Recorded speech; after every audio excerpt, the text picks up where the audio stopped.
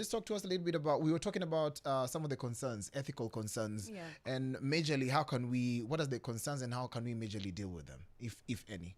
With regards to tech, what wamefika sahi labda hawajui tunaongelea tech. AI. Yeah, but I think when it comes to AI and advancement, a major concern that comes is definitely privacy, right? I mean, there needs to be that balance between, continued innovation and safeguarding people's personal data. I mean, I was just thinking about, imagine, when your biometric information, imagine if people have access to that. Na tumepeana za macho juzi.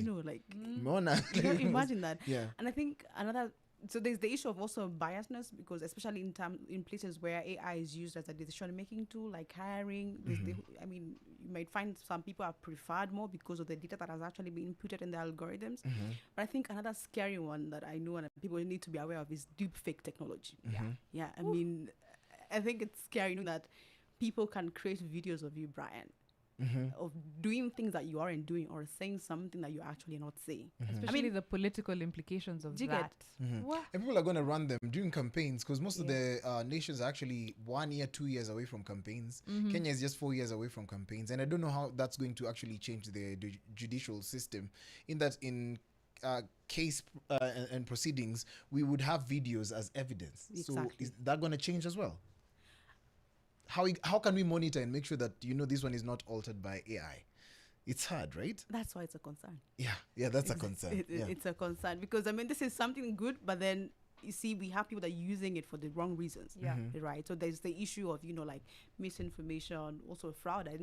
I read about a case where someone actually got a call from the boss allegedly and told them to transfer money, and it wasn't the boss, but someone that they used AI to change their voice. Like someone can use your voice, like you input your voice into neural networks to replicate your voice, and then they can use your voice now to pass on other things, or maybe call and say, oh, Brian said you should do this, or blah blah blah, or making a call as Brian or Mariam. I mean, it's scary, and I think we need to be aware of that. Right. My hope is maybe that the regulation can catch up. Exactly. I know there's a few countries already working on it. Our leader EU. Hopefully we catch up quickly. But just as we wrap up, what does the future of work looks like? I know there's a lot of anxiety and a lot of excitement in equal measure, around either job loss or the potential to just revolutionize the workspace. So what does the future of work look like?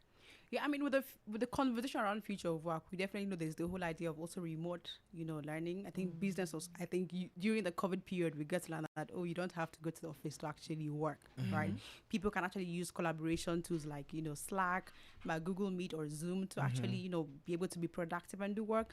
But also in terms of jobs, the conversation of upskilling actually comes in, right? Because we learn that because future of work is going to be more tech driven.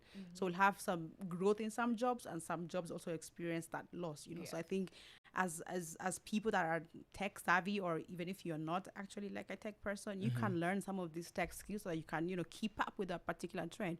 I think we have jobs now like software engineering, things we know that these are people that are going to be needed. Data analysts, product designers, different things, content creators. These are jobs that we see that there's going to be growth at the end of the day. And that's why so you might know a particular thing. And I think an example that I like is, you might be a banker, right? But imagine if you're a banker and you know data analysis. That puts you on an edge, like 100%. Exactly. And of course, that's exactly what you're doing at your school. Tafadhali ambia watu kidogo a little bit about what you do as we finish, what to anticipate or expect from you, and how we can get you on social media. Exactly. So in terms of upskilling, and like I mentioned before, at Alt School Africa, we identify that gap, and we're like, okay, let's equip people with in-demand tech skills. At first, we started with software engineering because, I don't need the 4-year bachelor's degrees to actually get Don't say that. I mean, it's the knowledge is important, right? But we have self-taught developer, and I know people until like to fight, who is better, a CS person or someone that just learned on their own. But it goes without saying that you can easily learn. And that's why we said, we have some skill that we realize you don't have to go through a 5-year course. You can just do like a few months or even 12 months, like 1 year, like at Alt School Africa. So we bring in people. We started with software engineering. Now we have data courses. So if you want to be a data analyst, data science, or a data engineer, we also have product designers, product marketing, and product design. So we have these offerings. We also have content creation, because we know that these are some of the skills that are needed, in regards to future of work, and we try as much as possible to equip people. So we have diploma programs where we take people for a 1-year course. As I'm speaking, we have open applications. Nice. That's exciting. How do we find you on social media?